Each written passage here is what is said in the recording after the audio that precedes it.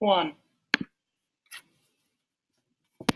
Hello, welcome to our next video lesson. We are on lesson number 6, and today we are focused on the Stonewall riots. So the topics we're going to get into today, we'll break down what is the difference between a riot and a protest. We'll use Stonewall as our example. After that, we'll talk about the assassination of Martin Luther King Jr. and finish up with the American Indian movement and talk about the occupation of Alcatraz Island. So first, in these last couple of videos, when we talk about civil rights, we're mostly talking all about nonviolent protests. These are protests people are standing up and saying that they see things that are wrong and they want to change them, but they're doing that non-violently. So you can see a ton of people here. This is an image from the historic March on Washington. And you see a ton of people showing up, being seen, and communicating what they want and the changes they want to see. You can see by their posters, right? We march for integrated schools now. Segregation is wrong. We should have schools that combine races. We demand to end bias and discrimination. We demand voting rights, right? Not tomorrow, but now. Right? So this is nonviolent. No one is, hurting other people. No stones are being thrown. This is a nonviolent protest. A riot looks a little different. So this is an image from the Ferguson riots that happened after the police shooting of an unarmed young Black man. And so this is a famous photograph from those riots. And as you can see, riots are a little bit more dangerous. They are more violent. So my definition for you is that a riot is a violent public disturbance against authority. So that could be against government or against people who have power. That's exactly what's happening here. People in Ferguson are protesting the actions of the police and the inability of our government to do anything about the violence. So the Stonewall protests that we're going to talk about is a riot. It's the second definition, I guess, on the screen. We've been talking mostly about those nonviolent protests of civil rights. Here's where one turns a little bit more aggressive. And so the Stonewall Inn is the scene of the riot. And the Stonewall Inn is now historic. It's a monument you can go to if you ever visit New York City. But it's a gay bar that was actually owned by the mafia at the time. So this is in the 1960s, the late 1960s.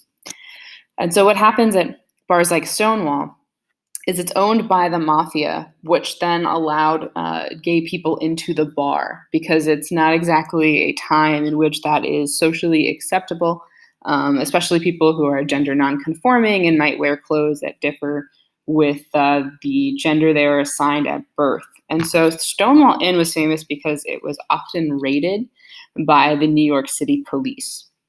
Usually the police would give the owners a heads up, hey, we're going to raid your bar tonight. And they would hide some of their liquor because they didn't have a permit to sell. This is not a licensed establishment at all. So like I said, it was illegal to be gender nonconforming at the time. And so when the police would raid the Stonewall Inn, and same thing that happened in June of 1969 when this is going down, the police would arrest anybody dressed in drag. So anybody dressed up like they were the opposite gender that they were assigned at birth. So this is a picture from Stonewall. We have a bunch of cops and we have somebody being arrested and sort of fighting back. Actually, you can see the kind of hand up in that guy's face right over here.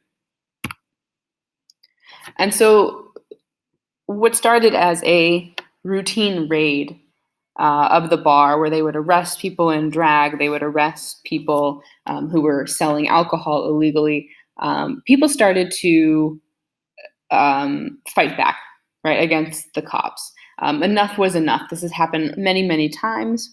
And the Stonewall riots started that evening. So it was a violent protest against. It was a riot. It's not people holding signs and asking nicely. It was kind of an organic protest against the cops that were treating people poorly. And so it was mostly led by transgender, gay, and lesbian people. Because of that raid on the Stonewall Inn where they all were. sort of the catalyst for how this turns from a routine raid into a riot was how the police were treating transgender people. I showed y'all this photo before. This is Marsha P. Johnson and Sylvia Rivera. These are two very well-known transgender rights activists who come out of this time period and represent gay rights, transgender rights, and so forth. So these people are being treated poorly by cops. They're being grabbed and handled poorly. And finally, somebody, we don't know who that person is, but we know that somebody finally threw the first brick. There was bricks or rocks, we're not quite sure which one, on the sidewalk, and somebody took it and flung it at the cops. And after that, more people started fighting back, and it sort of grew. And the first night the cops left, they said, "Screw this, we're out." But then the next night they returned, and so the riots kept going for multiple nights. So Stonewall has a big impact in the gay rights movement. It was a key event in the timeline. It's not the first time people fought back and are fighting for rights, but it is definitely one of the more notable timelines. And if you take a look where we turn in our work, I do actually have a copy of this lithograph, which is pretty cool to keep in mind, right? Stonewall was a police riot, not just a nice protest, but it did turn violent. It was a key event of the time.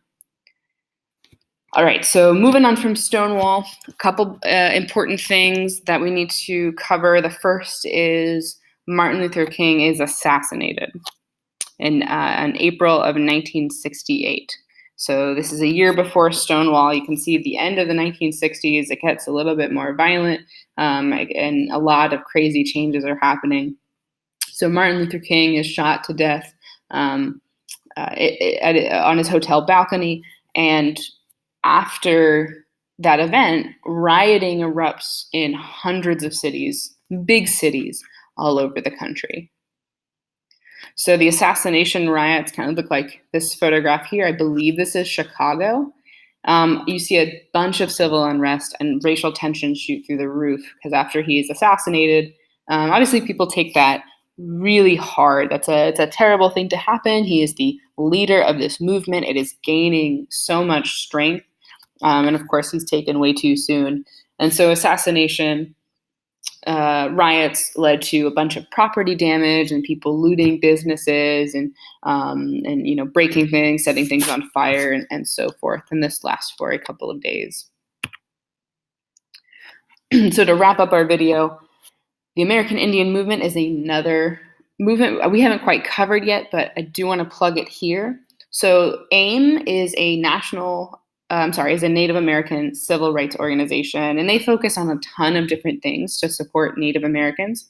The top ones are, the treaty rights. Many Native American tribes, engaged in these treaties with the U.S. government that were completely ignored over time.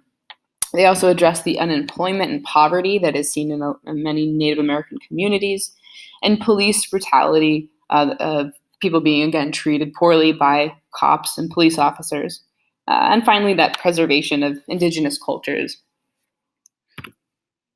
So I want to finish up with Alcatraz. And Alcatraz was not run by this group, AIM, or the American Indian Movement, but it does fall into our theme of sort of more violent or more aggressive protesting strategies in the 60s.